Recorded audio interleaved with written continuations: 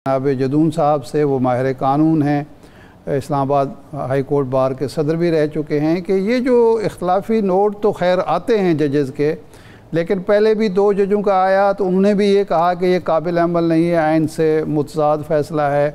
और अब chief justice का जो इख्तलाफी नोट है उसमें ये कहा जा रहा है कि इस पर अगर कोई फ़रीक अमल नहीं करता तो वो उस पर तौहीन अदालत नहीं लग सकती। ये एक नया ट्रेंड है या पहले भी ऐसे फ़ैसले आते रहे हैं जदून साहब? बहुत शुक्रिया। देखें, ये बहुत बड़ा नया ट्रेंड है और बड़ा अनोखा ट्रेंड है।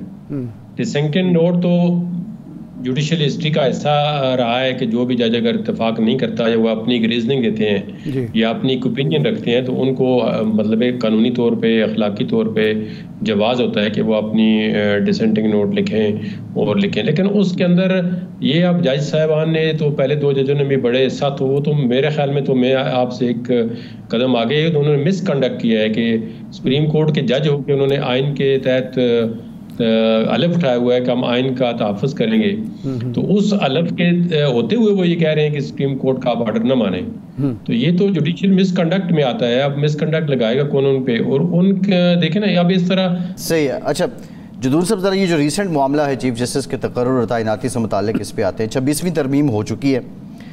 जो आर्टिकल 175A है, क्लॉज 3 है, और इसकी क्लॉज 3 का जो पैराग्राफ नंबर 2 है उसमें लिखा है, ये ज़रा रहनुमाई हमारी कर दीजिएगा क्योंकि बहस बहुत चल रही है कि पैनल होगा और 3 सीनियर में से अगर कोई इनकार कर दे फिर क्या होगा। तो ये ज़रा मैं पढ़ देता हूँ कि provided that where the nominee under this clause declines a जज from the remaining amongst the 3 most senior जजेस shall be considered and nominated. और साथ ही जो अगला पैरा है उसमें लिखा है कि provided further that where the nominee under first proviso also declines the next most senior judge, if he is not from the amongst the 3 most senior judges, shall be considered and nominated by the committee and so on till the nominee under the clause is appointed as the Chief Justice of Pakistan। इससे मुराद क्या ली जाए कि जो 3 senior most जज हैं उनमें से अगर कोई इनकार करता है तो उसके बाद जो बाकी 2 हैं उन्हीं को शुमार करना लाजमी है। अगर कोई चौथे जज को लाना है या किसी और सीनियर को शामिल करना है तो तीनों का इनकार करना लाजमी होगा। ये देखें, जिस तरह आपने अमेंडमेंट पढ़ी है और ये हमने भी देखी है, इसका तो यही मतलब है कि अगर उन तीनों में से एक जज इनकार करता है तो वो फिर दूसरे को कंसिडर करें, उनमें से उन दोनों में से एक करें। तो जब वो तीनों इनकार कर दें तो फिर आप चौथे को समझ, फिर एक ये मतलब एक अजीब ही एक मंतक शुरू हो गई है। देखिए, मेरा तो अपना प्रिंसिपल या मेरी ओपिनियन ये है कि जब अल जिहाद ट्रस्ट केस आया तो उस वक्त ये असूल, अब बाज़ लोग इसको पसंद नहीं करते, वो कहें जी स्नैट कम फिटनेस होना चाहिए, लेकिन हर एक की अपनी राय है। जदून साहब सॉरी, जो शख्स सुप्रीम कोर्ट का जज बन गया है, कई साल हाई कोर्ट में गुजारने के बाद सुप्रीम कोर्ट के जज के तौर पर वो फिट है, चीफ जस्टिस के लिए फिटनेस का क्या कोई नया मेयार होगा?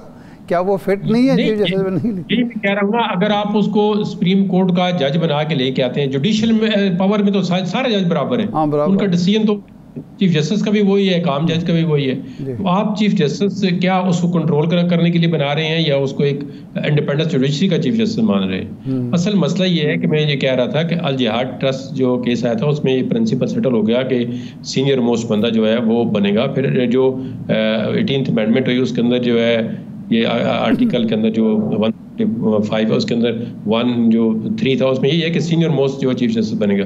फिर ये मलिक असद केस जो है 98 में सुप्रीम कोर्ट में, उस वक्त ज़ियाद अली शाह को चीफ जस्टिस बना दिया गया था, वो सीनियर नहीं थे, तो फिर उनको चीफ जस्टिस बने हुए रिवर्स कर दिया गया, अजमल मियाँ साहब को बना दिया गया कि ये गलत है, सीनियरिटी प्रिंसिपल के अगेंस्ट है। और इस तरह तो देखिए ना, जुडिशरी जो है एक पब्लिक गवर्नमेंट का डिपार्टमेंट तो नहीं है कि 3 का पैनल जाएगा तो आप देखेंगे जी इसमें कौन सा बंदा ये इसमें, अब आप चले इन सही मतलब मुकाबला कर रहे हैं इन तीनों में से, तो आप किसी दुनिया के वकील को पूछ लें, सबसे ज्यादा कॉम्पिटेंट जो है मंसूर अली शाह है, जिसमें कोई 2 राय है नहीं है, सारी दुनिया को पता है। हम वकील जजमेंट पढ़ते हैं, जो स्टूडेंट्स उन्होंने डेवलप किया है, उनका ज़हन, उनकी बातें सुने आप। ये तो एक मतलब एक देखे ना बहाना हो कि जी ये इस तरह है, तो उनसे पावर एक गवर्नमेंट अपने पास रखनी थी, वो गवर्नमेंट जो अपने पास लेना चाहती है पावर। आज देखें एक गवर्नमेंट है, 2-4 साल के बाद कोई दूसरी गवर्नमेंट आ जाएगी, तो अगर आप एक चीज़ बनाना चाहते हैं, एक प्रिंसिपल सेट करना चाहते हैं, तो वो ये आपके अगेंस्ट भी इस्तेमाल हो सकता है।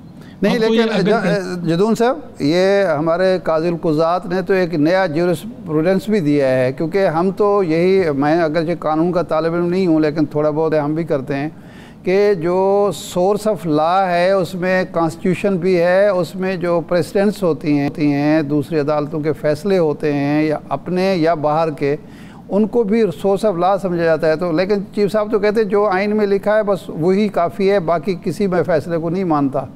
तो ये दुरुस्त है उनकी सोच, अप्रोच जो कहते हैं आमतौर पर? देखें, मैं आपको मिसाल दे देता हूँ ना। एक तो अगर वो फैसले को नहीं मानते तो अपनी जजमेंट के अंदर फिर जजमेंट का क्यों रेफर करते हैं? इनकी पहले अपनी जजमेंट पढ़ लेना, ये क्या करते रहे हैं। अब देखें, इन्होंने कहा है जी, आज इन्होंने ये भी रीजनिंग लिखी है, आपने तो नहीं पूछा, चलो मैं आपको एक्सप्लेन ज्यादा कर देता हूँ कि जी आइन में तो नहीं लिखा हुआ है जी कि 3 दिन 15 दिन किस तरह है, तो आइन में तो लिखा हुआ है 90 दिन के इलेक्शन करने, फिर आपने बाद में क्यों कराया? आपके फिर इलेक्शन की क्या क्रेडिबिलिटी है? आपने क्यों कराया? आप कहते हैं जी 90 दिन में गुजर गए, आप तो इलेक्शन हो ही नहीं सकते, ये वाले खत्म हो गया काम। तो आपने 90 दिन में, आइन में तो 90 दिन लिखा हुआ है, फिर आपने क्यों कहा जाके डेट लें जी इलेक्शन कमीशन को, मैं पत्थर पे लकीर है फलानी डेट, वो डेट आपने कहाँ से ली है ये मुझे बताएं। आइन में कहाँ पे लिखा हुआ है वो जो पत्थर पे आपने लकीर लगाई थी, वो कितने लिखी हुई लकीर आइन में लिखी हुई? जुदून साहब, अब बात ये है, जुदून साहब देखें, अब ये आइनी तरमीम हो चुकी है, अब इस पे जो चीज़ें कानून साजों ने पार्लियामान ने कर दिया है, अब हम उसी पे बात कर रहे हैं। अब पेशावर हाई कोर्ट में भी और गालिबन एक और हाई कोर्ट में भी इसको चैलेंज किया गया है। क्या ये हाई कोर्ट के पास इख्तियारात हैं, उसकी जुरिस्डिक्शन है कि आइनी तरमीम हुई है, 2/3 अक्सरियत से हुई है, उसको चैलेंज किया जाए? और अगर ये मामला सुप्रीम कोर्ट में जाता है तो मौजूदा चीफ जस्टिस की अदालत में ये मुकदमा लग सकता है आइनी तरमीम को चैलेंज करने वाला? ये देखें, बड़ा एक सबसे पहला जब प्रॉब्लम आएगा या ये क्वेश्चन आएगा, यही सुप्रीम कोर्ट के लिए सबसे बड़ा इंपॉर्टेंट और फंडामेंटल क्वेश्चन होगा। क्योंकि अगर वो आइनी तरमीम जाती है तो चीफ जस्टिस जो होगा उसके सामने जो गवर्नमेंट है सबसे पहले जो रिस्ट्रिक्शन का इशू उठाएंगे कि जी आपके जो रिस्ट्रिक्शन जो है वो नहीं बनती, एक बेंच बन चुका है, उसके पास ले जाएं। तो इस पे फिर मेरे ख्याल में पूरी सुप्रीम कोर्ट को बैठना चाहिए। देखें ना, अगर आप किसी अदालत से एक जुरिस्डिक्शन लेते हैं, चाहे वो लीगली या इलीगली, तो उस जुरिस्डिक्शन का फैसला फिर उसी अदालत नहीं करना है कि हमारी जुरिस्डिक्शन बनती है या नहीं बनती। अब वो तीसरी अदालत तो नहीं कर सकती। ये मेरी अपनी ओपिनियन है, हो सकता है कोई डिफरेंस ऑफ ओपिनियन हो या मे बी आई रॉन्ग, लेकिन ये सबसे पहले ये क्वेश्चन यही उठाएंगे, चाहे अटॉर्नी जनरल उठा लें या गवर्नमेंट के, जी आपकी जुरिस्डिक्शन है, हमने कॉन्स्टिट्यूशनल बेंच बना दिया है। ये देखें, लेकिन अब इस तरह और कई मिसालें मिलती हैं, जिस तरह सुप्रीम जुडिशियल काउंसिल जो होती है उससे कहते हैं कार्रवाई जो है वो चैलेंज नहीं हो सकती। वो कॉन्स्टिट्यूशन के अंदर लिखा हुआ है कि उसकी आर्टिकल जो है वो कॉन्स्टिट्यूशन का 209 से आगे 211 है कि इसकी जो प्रोसीडिंग है ये सुप्रीम कोर्ट में चैलेंज नहीं हो सकती, लेकिन वो सुप्रीम कोर्ट में चैलेंज हुई है। वो तो इफ्तिखार चौधरी साहब के केस में भी हुई है और फिर जनाब वो काजी फैजी साहब के केस में हुई है। जी दोनों देखिए, तो इसमें हमारे पास प्रेसिडेंट भी है, नज़ीरें भी है कि अगर एक चीज़ जो है वो उसकी जुरिस्डिक्शन, अगर लेट से आइन में लिखा जाता है जी कि अब जिस तरह उन्होंने लिख दिया जी कि प्राइम मिनिस्टर की एडवाइस जो क्वेश्चन है किसी कोर्ट में नहीं, ये क्या मुमकिन है? कोर्ट इसको स्ट्राइक डाउन करेंगी। क्या ये मुमकिन है कि प्राइम मिनिस्टर एक को एडवाइस दे प्रेसिडेंट को तो वो किसी कोर्ट में चैलेंज नहीं हो सकती? अब प्राइम मिनिस्टर एडवाइस देता है जी पाकिस्तान का एक सूबा जो है काबुल को दे दें, तो इज इट पॉसिबल? क्या ये एडवाइस चैलेंज नहीं होगी? या प्राइम मिनिस्टर ये कहता है जी कि सुबह पंजाब का नाम जो है वो किसी इंडिया के गुरु नानक सिंह के नाम पे सूबे का नाम रख ले, क्या ये इम्प्लीमेंट होगा? हाँ, ये वज़ीर आज़म एडवाइस दे दे कि पार्लियामानी निज़ाम आज से ख़त्म कर रहे हैं, हम सदारती निज़ाम ला रहे हैं। लेकिन ना इन्होंने आइनी तरमीम में अब ये जो मर्जी डाल दें, इसकी इंटरप्रिटेशन नहीं। एक इशू और भी आ रहा है सर, ये बताएं कि अब कहा गया है कि हाई कोर्ट की सतह पर भी कॉन्स्टिट्यूशनल बेंच बनेंगे और ये शर्त रखी गई है कि उसकी असम्बली सूबे की करारदाद मंजूर करेगी। तो क्या अगर केपी के असम्बली करारदाद मंजूर नहीं करती तो वहाँ कॉन्स्टिट्यूशनल बेंच नहीं बनेगा, नंबर 1। नंबर 2, फिर उस हाई कोर्ट को जो पेशावर हाई कोर्ट है उसके पास तो 199 का अख्तियार रहेगा, फिर वहाँ कॉन्स्टिट्यूशनल केसेस जो हैं वो सुना करेगी और बाकी सूबे नहीं सुनेंगे अगर वहाँ करारदादें मंजूर हो जाती। बिल्कुल इसी तरह है जो आइनी तरमीम हुई है। देखें ना, यही तो इसके अंदर बहुत ज़्यादा पेचीदगियाँ आएंगी।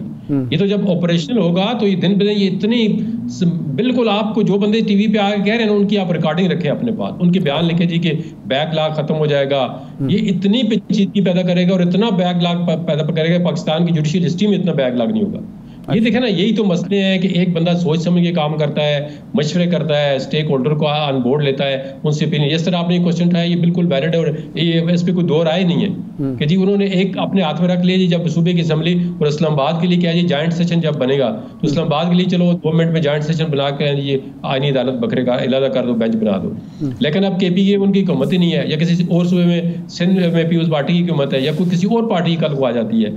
अब ऑलरेडी है हमारे पास PPPTI की हुकूमत है, वो पोजीशन में है, तो वो कहते हैं जी हमने रेजोल्यूशन पास करते, तो फिर तो उस पर जो शावर हाई कोर्ट है उसके पास सारी कॉन्स्टिट्यूशनल पावर है, वो इस आइन की सुबह ही वो कर दे, डिसाइड कर दे। अच्छा जदून साहब ये बताएं कि आपकी जो वकला बरादरी है, पहले आप लोग ये कह रहे थे किसी सूरत वफाकी आईनी अदालत नहीं बननी चाहिए, वो हट के बेंच पे आगे हुकूमत तरमीम हो चुकी है। आपके जो कलीदी रहनुमा हैं वो बहुत बुलंद बांग दावे करते रहे। अब कोई तहरीक आप लोगों की तरफ से चलेगी या सिर्फ आके ये जमा खर्च TV प्रोग्राम्स तक ही रहेगा?